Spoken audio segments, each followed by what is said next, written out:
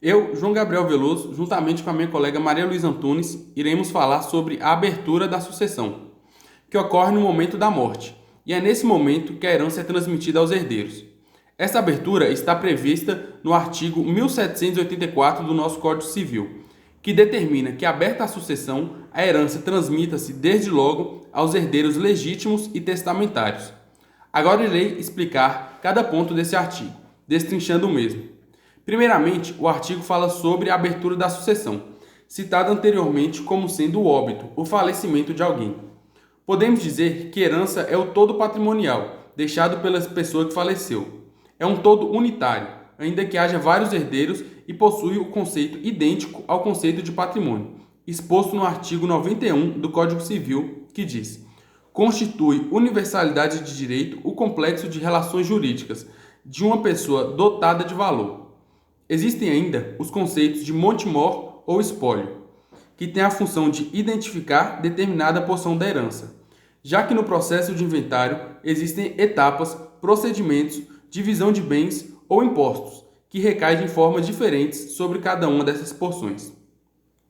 Além disso, a herança é bem imóvel, por determinação legal presente no inciso 2º do artigo 80 do Código Civil. Ou seja, precisa de escritura pública e autorização do cônjuge para que haja a venda. Porém, isso só se aplica enquanto é herança, ou seja, antes do inventário. E também é um bem indivisível até a sua partilha, de acordo com os artigos 87 e 88 do Código Civil. Se diz que a mesma transmita-se desde logo, pois no exato momento em que ocorre o óbito, a herança é transmitida aos herdeiros. Tal ato é chamado de direito de saisine. Esse direito é uma ficção jurídica que cria a realidade da transmissão da herança independentemente da luta pela posse ou propriedade, apagando possível vácuo de titularidade. Sendo assim, no momento em que ocorre a morte, os bens não se tornam res nullis ou res derelicta, pois os bens automaticamente passam a ser do herdeiro. Porém, existe na lei uma exceção, que diz respeito aos ausentes. Ausente é o indivíduo que desaparece do seu domicílio sem dar notícias do seu paradeiro e sem deixar um representante ou um procurador para administrar-lhes os bens. De início, a lei protege através de medidas acautelatórias o seu patrimônio. Prolongando-se a ausência do mesmo e crescendo a possibilidade de que esteja morto, a proteção legal volta-se para os herdeiros, cujos interesses passam a ser considerados. No primeiro momento, a lei autoriza que os herdeiros ingressem com o pedido de abertura de sucessão provisória. Após 10 anos dessa abertura, cria-se a possibilidade da abertura da sucessão definitiva, que também conta com a duração de 10 anos. Pode-se ainda requerer a sucessão definitiva, provando que o ausente conta com 80 anos de idade e que desde as suas últimas notícias se passaram 5 anos. Agora irei explicar sobre as categorias de herdeiros. Os herdeiros legítimos são aqueles que decorrem da lei, buscam sua legitimação na norma e devem ter um vínculo parental ou familiar com o autor da herança, ou seja, com o falecido, e se subdividem em necessários, que são os descendentes, os ascendentes e cônjuge ou companheiro. Esses devem participar da herança e podem ter sua participação restringida até um limite. A parte disponível de 50% pode ficar com quem você determinar, porém a legítima de 50% deve ir para os necessários, podendo ser deserdados apenas com os motivos previstos na lei. Os facultativos são os colaterais. Eles podem ser afastados da herança, ser ignorado pelo autor da herança sem nenhum motivo. Existe uma ordem para determinar a preferência para a escolha de quem ficará com a herança, sendo primeiro os descendentes e cônjuge, após estes vêm os ascendentes e cônjuge, em terceiro lugar está o cônjuge, seguido pelos colaterais. A herança é dividida da seguinte forma: metade da herança é do herdeiro necessário e a outra metade é a parte disponível. A depender do regime que a pessoa se casou, metade do que ele tem já é a meação do cônjuge, não sendo necessário que haja o óbito para ter essa divisão.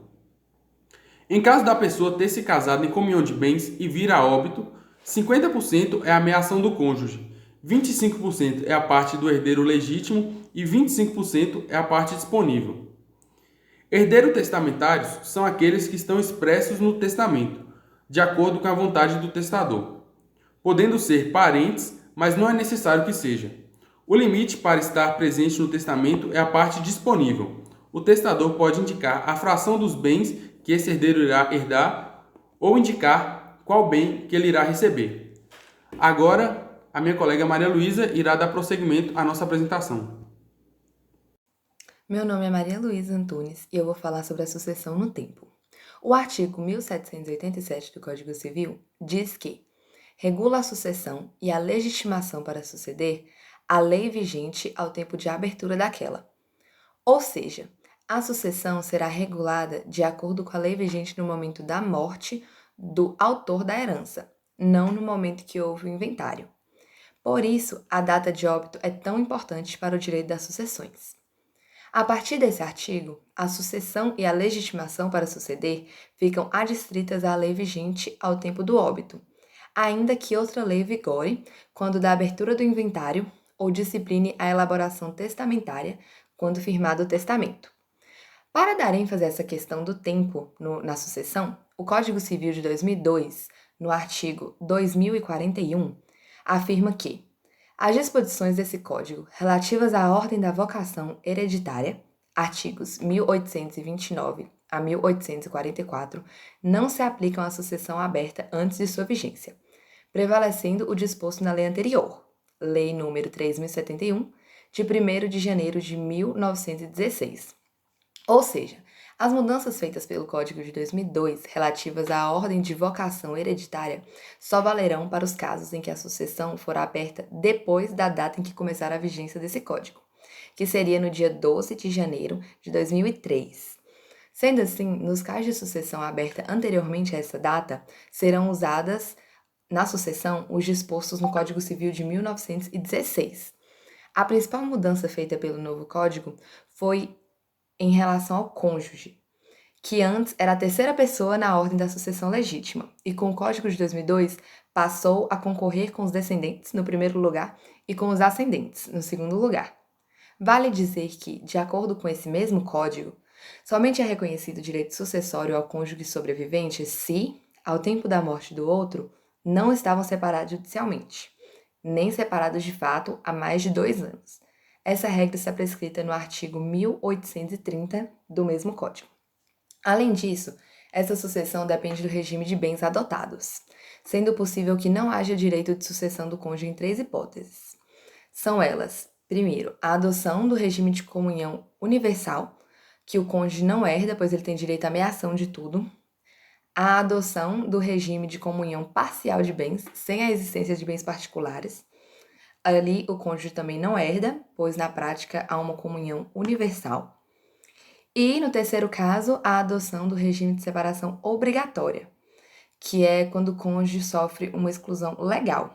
Logo, ele também não pode herdar.